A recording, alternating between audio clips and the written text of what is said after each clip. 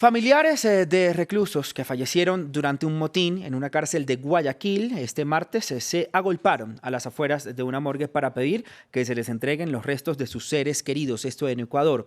Algunos de ellos guardan la esperanza de que todavía estén vivos. Fueron 118 personas las que murieron en medio de los enfrentamientos.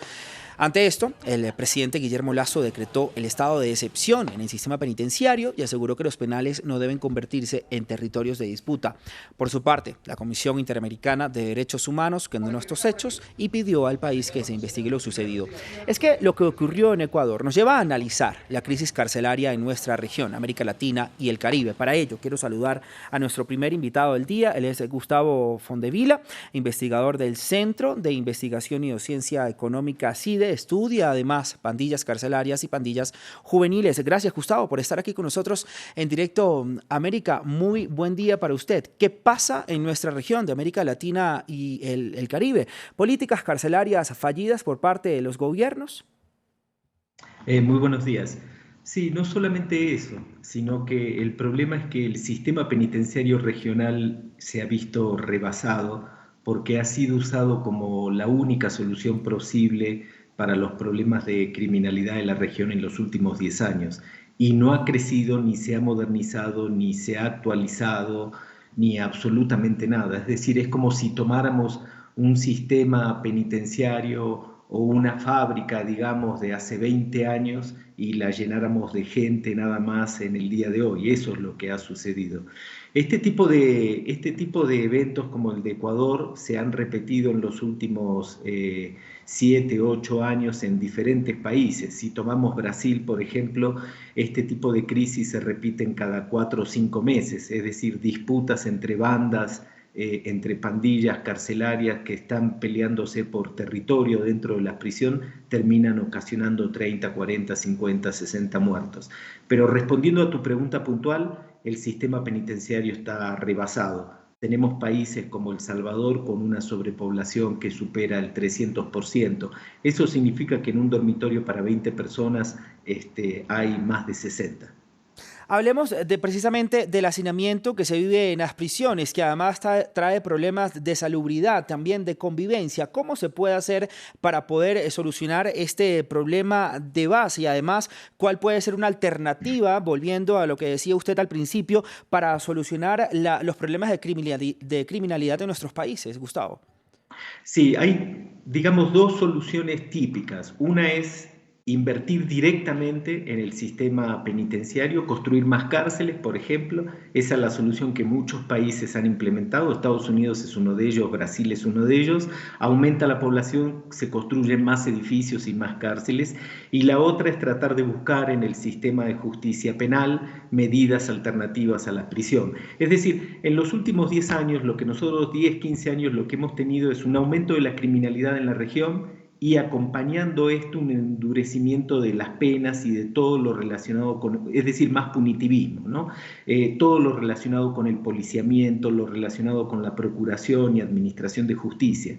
Hoy en día tenemos una cantidad enorme de conductas que terminan invariablemente en prisión cuando en realidad no es necesario enviar necesariamente a una persona joven de 20 años por un delito menor a una cárcel. De hecho, lo que hemos aprendido es que no queremos hacer eso, que en la cárcel va a aprender cosas que no queremos que aprenda, se va a juntar con personas con las que no queremos que se junte. Hay medidas alternas, hay medidas en suspenso, hay trabajos comunitarios, hay otras alternativas. Aquí el problema central es que las poblaciones muy victimizadas, como son las poblaciones en Latinoamérica, también piden castigo, es decir, quieren más cárcel paradójicamente. Así es, Gustavo. Usted hablaba de ese tema muy importante, como dice el dicho, espero el remedio que la enfermedad, porque muchas de estas personas van por delitos menores y terminan pues inmersos en una red de criminalidad ya construidas en la cárcel. Ahora, ¿por qué si se sabe toda esta problemática? ¿Por qué si los gobiernos saben que desde las cárceles se controla narcotráfico, extorsión, secuestros, no controlan realmente ese problema? Se hacen la vista gorda, que es lo que está pasando realmente dentro de las cárceles para no poder controlar esto que pues, es algo además de dominio público. Es un conjunto de cosas, porque no es solo que el sistema penitenciario esté rebasado en cantidad de gente, es decir, un sistema como los centroamericanos, algunos centroamericanos, bueno, vuelvo a tomar El Salvador como ejemplo, o el propio de Sao Paulo en Brasil, que se ve rebasado en cantidad de gente, eso significa también que no alimenta adecuadamente a las personas privadas de la libertad, que no les da ropa, que no les da medicamentos, que no les da absolutamente nada. Las carencias no solamente son en espacio, sino que en todo lo que significa un sistema penitenciario a cargo de un Estado. Tampoco les da una seguridad adecuada. ¿Qué implica eso? La formación de mercados ilegales dentro de prisión. Es ingenuo pensar que si no los alimentamos correctamente, no les damos ropa, no les damos medicamentos, no les damos nada, sí le damos una buena seguridad. No, tampoco le damos buena seguridad. Y entonces cuando se forman mercados ilegales de droga, cuando hay tráfico, como tú dices, cuando hay pandillas carcelarias que desde el interior controlan el delito dentro del sistema penitenciario y también fuera, lo que tienes es, digamos, es pandillas que se están disputando esos mercados y por eso suceden estas cosas como en Ecuador o como sucedió hace un tiempo en México, en Topo Chico, o como sucede en Brasil cada 4 o 5 meses, en donde distintas pandillas se pelean y se matan para conseguir el control del mercado de las drogas. Tú, si no les das nada de eso, tampoco les das seguridad, es decir, tampoco controlas la prisión. Lo que tienes de hecho es en parte el autogobierno de ese sistema penitenciario, las personas privadas de la libertad controlando y gobernando la vida cotidiana al interior de la cárcel.